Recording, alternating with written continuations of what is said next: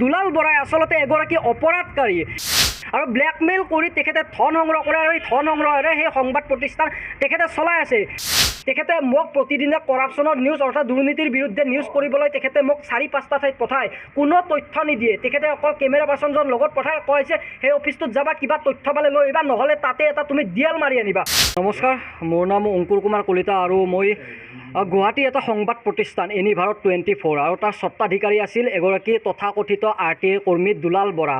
আৰু সেই দুলাল বৰা এই যি স্বত্বাধিকাৰী আৰু সেই সংবাদ প্ৰতিষ্ঠানটোতে মই বিগত 7-8 মাহ ধৰি কৰ্মৰত হৈ আছিলোঁ গুৱাহাটীৰ এজন সংবাদকৰ্মী হিচাপে। আৰু ইতিমধ্যে সকলোৱে গম পাইছে কিছু সময় পূৰ্বে সেইগৰাকী তথাকথিত RTI কৰ্মী দুলাল বৰাক দিল্লী আৰক্ষীৰ সহায়ত দিল্লীৰ পৰা ইতিমধ্যে গ্ৰেপ্তাৰ কৰা হৈছে। আৰু সেই গ্ৰেপ্তাৰ কৰাৰ প্ৰসংগটো হৈছে যে এগৰাকী BJP কৰ্মীৰ যি ঘটনা, সেই তাৰ ঘটনাত আচলতে সেইগৰাকী তথাকথিত RTI কৰ্মী দুলাল বৰাৰ নাম সাঙুৰ খাইছিল। আৰু যিখন নোটখনত 4গৰাকী ব্যক্তিৰ নাম উল্লেখ আছিল, এগৰাকী মহিলা সাংবাদিকৰ নামো তাত সন্নিৱিষ্ট কৰিছিল, লিখি থৈ গৈছিল। আৰু ইতিমধ্যে দুগৰাকী ব্যক্তিক ইতিমধ্যে গ্ৰেপ্তাৰ কৰিছে।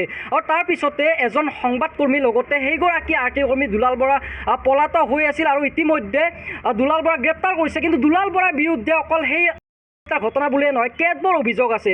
কিয়নো যিহেতু সেই সংবাদ প্ৰতিষ্ঠানটোত মই বিগত 7-8 মাহ ধৰি কৰ্মৰত হৈ আছিলোঁ, কিন্তু সেইগৰাকী দুলাল বৰাই আচলতে এগৰাকী অপৰাধকাৰী, এগৰাকী অপৰাধীয়ে যেতিয়া এটা সংবাদ প্ৰতিষ্ঠানৰ স্বত্বাধিকাৰী হৈছে আৰু তেখেতে আন অপৰাধীসকলক দমন কৰিবলৈ বিভিন্ন সময়ত তেখেতে RTI কৰি তেখেতে বিভিন্ন অপৰাধীক তেখেতে দমন কৰিবলৈ চেষ্টা কৰে। এক প্ৰকাৰ দমন বুলি ক'লে ভুল হ'ব, তেখেতে ব্লেকমেইল কৰে আৰু ব্লেকমেইল কৰি তেখেতে ধন সংগ্ৰহ কৰে আৰু এই ধন সংগ্ৰহেৰে সেই সংবাদ প্ৰতিষ্ঠান তেখেতে চলাই আছে। কিন্তু প্ৰশ্ন হৈছে যে সেইগৰাকী তথাকথিত RTI কৰ্মীৰ বিৰুদ্ধে যি অভিযোগ আজি আনিবলৈ আমি চেষ্টা কৰিছোঁ, মই নিজে ভুক্তভোগী। কিয়নো তাত যিসমূহ সংবাদকৰ্মী আছে, প্ৰায় 100ৰো অধিক সংবাদকৰ্মী আছে আৰু এই সংবাদকৰ্মীসকলক আচলতে দুলাল বৰাই দৰে ব্যৱহাৰ কৰি আহিছে। তেখেতে বিভিন্ন সময়ত শাৰীৰিক মানসিক অত্যাচাৰ চলাই আহিছে আৰু সেই যিসমূহ সংবাদকৰ্মী আছে, সংবাদকৰ্মীসকলক আচলতে ব্যৱহাৰ কৰি আহিছে বিভিন্ন সময়ত। আচলতে বিগত সময়ছোৱা যদি আমি কথা ক'বলৈ যাওঁ যে সেইগৰাকী দুলাল বৰাই এনি ভাৰত 24ত যি কৰ্মৰত এগৰাকী মহিলাক তেখেতে শাৰীৰিক তথা মানসিক অত্যাচাৰ চলাইছিল। এজন যি কৰ্মচাৰী আছে, চাহ কৰা কৰ্মচাৰী, সেই কৰ্মচাৰীজনক সেই দুলাল বৰাৰ যি কোঠা আছে, কোঠাটোত দুৱাৰ বন্ধ কৰি আচলতে সেই দৰ্জা বন্ধ কৰি গৈ প্ৰহাৰ কৰিছিল। আৰু সেই প্ৰহাৰ কৰাৰ মূল কাৰণটো আছিল সেই চাহ কৰা কৰ্মীজনে গেছৰ ছুইচটো কিহৰ কাৰণে অফ নকৰিলে, তাৰ কাৰণে সেই যি কৰ্মচাৰীজন আছে, কৰ্মচাৰীজনক প্ৰহাৰ কৰিছিল। প্ৰহাৰ কৰি উঠি যিগৰাকী HR আছিল, যিগৰাকী জেনেৰেল মেনেজাৰ আছিল, সেই জেনেৰেল মেনেজাৰ আৰু HR সেই যি প্ৰহাৰৰ বলি হৈছিল এই যুৱকজনক উচতাই দিছিল যে যিহেতু তুমি মাৰ খালা, মাৰ খাই উঠি তুমি আন এগৰাকী মহিলাক অৰ্থাৎ তেখেতৰ যিগৰাকী সহযোগী আছে, সহযোগীগৰাকী আচলতে মহিলা আছিল, মহিলাগৰাকীক মাৰধৰ কৰিবলৈ তেখেতক উচতাই দিছিল আৰু সেই মহিলাগৰাকীক মাৰধৰ কৰা হৈছিল। তাৰ কিছুদিন পিছতে আন এক ঘটনা সংঘটিত হৈছে এনি ভাৰত 24ৰ ভিতৰচৰাত। আমি কেইবাজনক প্ৰায় 19-20 জনক আমি তেনেকুৱা ভুক্তভোগী হৈছোঁ। আৰু মোক বিশেষকৈ তেখেতসকলে যেতিয়া আমি সেই সংবাদ প্ৰতিষ্ঠানটোত গৈছিলোঁ, আমি কৰ্মৰত হ'বলৈ গৈছিলোঁ, তেতিয়া তেওঁলোকে কিন্তু এখন এগ্ৰিমেণ্ট কৰিছিল নটাৰীত, প্ৰায় এবছৰৰ এখন এগ্ৰিমেণ্ট কৰিছিল। আৰু সেই এগ্ৰিমেণ্ট কপি আমাৰ হাতত দিয়া নাছিল। আমাক যেতিয়া ওলাই আহিবলৈ দিয়া হৈছিল, কোনো জাননী দিয়া নাছিল, কোনো নটিচ পিৰিয়ড নাই। তেখেতসকলে আমাক হঠাৎ ওলাই আহিব দিয়া হৈছিল, কোনো দৰমহা দিয়া নাছিল। বিগত 3 দিন আগত এগৰাকী মহিলাই ছ'চিয়েল মিডিয়াৰ এগৰাকী যুৱতীয়ে যেতিয়া দৰমহা বিচাৰি গৈছিল, নিজৰ প্ৰাপ্য বিচাৰি গৈছিল, তেতিয়া কিন্তু সেইগৰাকী দুলাল বৰাই সেই মহিলাগৰাকীক দিছপুৰ আৰক্ষীৰ হতুৱাই তেখেতক আটক কৰিছিল।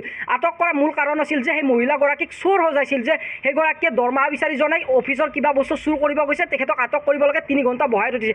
এনেধৰণে এতিয়া সংবাদ প্ৰতিষ্ঠানত দুলাল বৰাৰ দৰে যি স্বত্বাধিকাৰী, সেই স্বত্বাধিকাৰী সংবাদ প্ৰতিষ্ঠানত এতিয়া মহিলা তথা সাংবাদিক সুৰক্ষিত নহয়। এইগৰাকীৰ বিৰুদ্ধে আচলতে আৰক্ষীয়ে কঠোৰ শাস্তি বিহিব লাগে। কিয়নো আমি যদি ক'বলৈ যাওঁ, এতিয়া সকলোৱে গমেই পাইছে যে দুলাল বৰাক আদালতে এগৰাকী অপৰাধী হিচাপে গণ্য কৰিছে। মোক কৰিছিল যে 3 তাৰিখে তেওঁলোকৰ কাৰ্যালয়ত গৈছিলোঁ, ডিউটি কৰিবলৈ গৈছিলোঁ। হঠাৎ দুলাল বৰাই কৈছে যে তুমি কাইলৈৰ পৰা আহিব নালাগে।